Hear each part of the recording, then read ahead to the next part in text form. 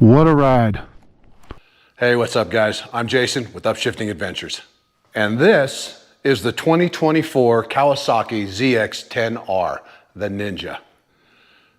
Now, anyone who knows about sport bikes knows that the ZX-10 is known to be a monster of a bike, if not a little bit difficult to handle. Now, I owned a ZX-10 about 15 years ago, and still to this day, it is one of my favorite motorcycles. But what I will say is I always liken it to the muscle cars of the late 60s, early 70s. They went really fast in a straight line really well. But if you ask them to turn, if you ask them to stop, you're gonna have your hands full. And that's what my Ninja was, my ZX-10 back in the day.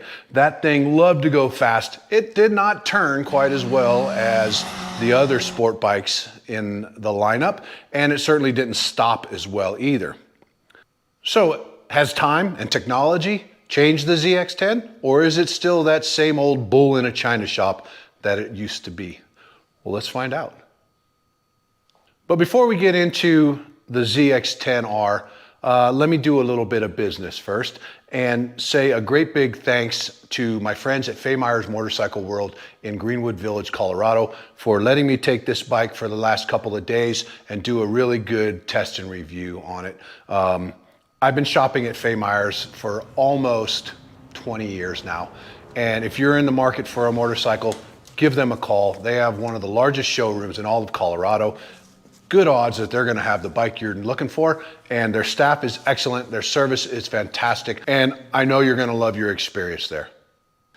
So I've spent the last couple of days getting reacquainted with the old ZX-10R, and I'm happy to report that some of the old characteristics of the bike remain, and some of the less desirable characteristics of the old bike have been updated and upgraded, and this bike is really a lot of fun to ride.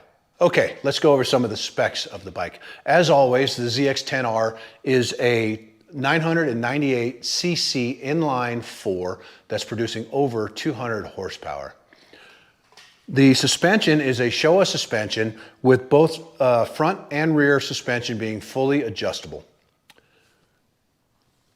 The front braking is provided via Brembo calipers, and the back brake is a Nissan. The clutch on the bike is still a cable actuated clutch. They have not changed over to a hydraulic clutch yet. It has a Mechatronics electronic steering damper. The TFT is a really, really well thought out unit, very clear, very bright, very easy to understand, and it comes with 2 different screen options for you. And that's pretty cool. It also has several different indicators in it, i.e., or for instance, your lean indicator, your throttle position indicator, and your braking indicator. So those are kind of some nice little additions to the package. The bike comes with a quick shifter that can be switched on or off by the user at any time. And Kawasaki opted to outfit the bike with Bridgestone Battle Axe shoes, and they actually are very good tires, a very good tire combo for this bike. Okay, so let's go over some of the ergos on the bike. First thing first, like all previous ZX models, the windscreen is very narrow and very tall, and provides quite a bit of buffeting for someone tall like myself. The clip-ons are pretty low, and you do end up reaching quite a ways for them, but it is a sport bike, that's to be expected, right? However, the rear sets honestly are in a pretty good spot. It was pretty comfortable for me riding around for an extended period of time on this bike, even with my long legs.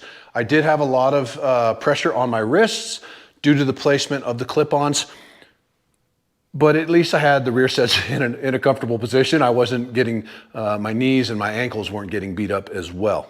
The seat on this bike I find to be very, very comfortable. It's just wide enough to provide enough cushion for your butt while you've got your legs really high on the rear sets, but it's not super wide like my ZX-10 that I had several years back. It was a little too wide this way and too short this way. This one I think is just about perfect. It's a very comfortable seat for a super bike. And lastly, the contour of the tank is excellent. I found that it gave me really good, a really good place to stick my knees up underneath the lip of the tank and good grip when I was braking hard on the bike, okay? So ergodynamically, the tank is a really good design. I like it a lot, even with my really long legs. Okay, so let's talk about riding the bike. When you first throw a leg over the ZX-10 and grab the handlebars, it kind of seems to say, hey, thanks for coming, glad to have you here. Let's go really fast, right? It just, you sit on it and you're ready to go fast. It really does kind of put you in that mode. It puts you in a perfect angle. You know this thing wants to go fast, all right? When you start the bike up, the TFT is very, like I said, very well thought out, very well laid out, and has all of the stuff that you need to see, and you can also change it on the handlebar controls very easily. You can dial through different, whatever you wanna be looking at, whether you wanna know your fuel consumption, your miles that you've used, your miles per gallon, whatever. It's really a nice TFT. Now, like I said, there are also two different options that you can set depending on which one you like most. Now, there are 3 riding modes on this bike. You have wet, road, and sport, okay? There are also 4 additional rider settings that you can program into the bike and it will remember. So along with the 3 pre-programmed ride settings, which is rain, road, and sport, you can also program in 4 additional rider settings for a total of 7 different settings. They are not as fine-tunable as some of the European bikes are, but still pretty nice, okay? The controls on the handlebar are in really good positions. They're very easy to get to while you're riding, and the TFT is very easy to understand after just a couple of minutes of playing with it, right? It does come with cruise control, which is nice when you're cruising down long stretches of road and you want to kind of sit up a little bit and take the weight off of your wrists. So that's a really nice option that they put on the bike as well. So the steering on the bike is much improved over the older generations of the ZX-10. The one that I had, I had a 2009 ZX-10, and back then they had a really horrible problem with oversteering. They just were not as flickable as the other super sport bikes in the category were. I don't know how they did it or what they did, but they really seem to have fixed that up on this new version of the ZX-10R, okay? It dives into corners very well. If anything, it has a problem to oversteer.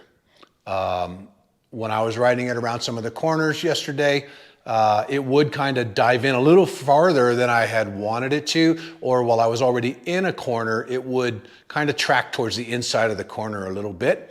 But I think that's something that could definitely be worked out with the steering damper and with just a little bit more time on the bike. The engine really seems a little anemic under 8,000 RPM. This bike was not meant to, launch from a light very quickly. It's designed to run at high RPM. So it doesn't really start to come alive till you hit about 8,000 RPMs. Leaving a light, you can punch the throttle all the way and it's really not gonna throw you back. It's very tame. Around about 8 grand, it starts to come alive. And once you hit 10,000, it is a fire-breathing dragon. This bike wants to run between 9 and 12,000, which is the red line. That's where it's making most of its power, and it's very happy there. So just know that anything under 8,000 RPMs, it's really not gonna blow your skirt up. It's pretty tame, and like I said, it's kind of anemic. But once you get into those high RPM range, this bike comes alive, and it really, really likes to be there. The quick shifter is an okay unit. It's not the best. It's not on par with the European bikes. This bike also doesn't come with the same price tag, right? But they do offer the quick shifter, which is really nice. I found that the quick shifter works best at wide open throttle. If you're just cruising down the street and you maybe at halfway throttle or half throttle and you go to upshift, it does seem that it goes into neutral a little too long. It lets the revs pick up a little too long before it engages that next gear, and you get a little bit of chop with it. But overall, it's still a pretty good quick shifter. Now, downshifting, the bike wants to be running at almost race RPMs. If you let the RPMs get too low, you can stand up on that all you want and it's not going to downshift. You'll have to engage the clutch. I found that going downshifting into all the way down into second gear was usually pretty reliable. Sometimes getting into first gear, if you're going too slow or if it doesn't like the RPMs that it's in, it's not going to go into first gear. You're going to have to grab that clutch and downshift it that way. Now, because it is a cable clutch and not a hydraulic clutch, if you don't want to use quick shifter, which is very easy in the TFT to just adjust and get out of quick shift and go back into manual shifting. But if you don't want to use the quick shifter, because it is a manual clutch, I don't know, I've been riding bikes with hydraulic clutches for so long now. It's very slow. It seems to take an eternity to shift. And two, when you let the clutch out, it is kind of clunky when it re-engages back into gear. Okay, as I stated before, the Showa forks and shock are fully adjustable. You can set it up for the riding that you like. I have not messed with them. I found it to be okay for me. And I don't know, I can't say for sure just what kind of range you get out of the adjustments, but they are fully adjustable. So that is a nice addition that Kawasaki put on the bike. So what's the ideal riding style for this bike? Well, first and foremost, if you're looking for something that's really fun to ride around on the city streets, I don't think this is the bike. If you have access to canyons, curvy roads, or areas where you can go fast in a straight line, this bike you can't go wrong with this bike. I think once unfortunately in the city, when you go from light to light, you're really not even, by the time you get from one light to the next light, even in first gear, you're probably not to that rev limit yet. You're not up in that RPM range where the bike wants to run yet. So as an in-town bike, I mean, it's fine, right? But if you were to get this outside of town, into the twisties, man, this is one fun bike to ride, especially now that Kawasaki has addressed that understeering problem that the ZX-10 used to have. Now, the ZX-10 also comes with launch control, and it has 3 levels of launch control: 1, 2, and 3. Now, in launch control number 1 is basically the highest level of launch control, okay? So in number 1, what that will do is that will allow you to peg the throttle all the way, and the bike will rev up to about 8,500 RPMs, and it won't go above that while you let the clutch out, okay?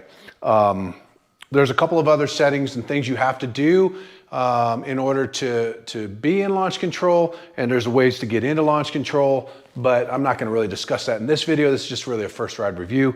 But in launch control number 1, like I said, you can go up to 8,500 RPM, and it will kick out of launch control when you shift into third gear, I believe. I'm fairly certain it's third gear. Launch control will turn off at that point. Basically, it stays in launch control through first and second gear, shifting into third gear so that you don't loop the bike under full power. And in order to get into the launch control, you go through the settings, you go to you set your launch control 1, 2, or 3. Then when you're in your main menu, or excuse me, on your regular TFT screen, in order to turn on launch control, you push the select button and the up button at the same time, and launch control will kick in. So as part of the engine management system of the ZX-10, you also have 3 power levels, full, medium, and low, that are adjustable in the rider settings, as well as the Kawasaki traction control system, which is levels 1 through 5 and off, okay? Number 1 being the most control, number 5 being the least, and then off. So depending on what you're doing, you could actually, like I said, you have 4 different rider settings on the bike as well. So you could put rider number 1 setting as full power, no traction control, you know, and sport mode. Or you could set rider number 2 in road mode, medium power, and, you know, mid, you know, 3 for the traction control, etc., etc. So it's pretty adjustable. Okay guys, so that is about it for my review of the 2024 Kawasaki ZX-10R. I hope you enjoyed the video. If you did, please give me a great big thumbs up. Don't forget to hit that subscribe button. It really helps me out a lot. And one last time, I want to give a great big shout out to my friends at Faymeyer's Motorcycle World in Greenwood Village, Colorado, for giving me this bike for a couple of days to test and evaluate. You guys are the greatest, and I really appreciate all of your assistance. All right, well, I hope to see you guys out on the road.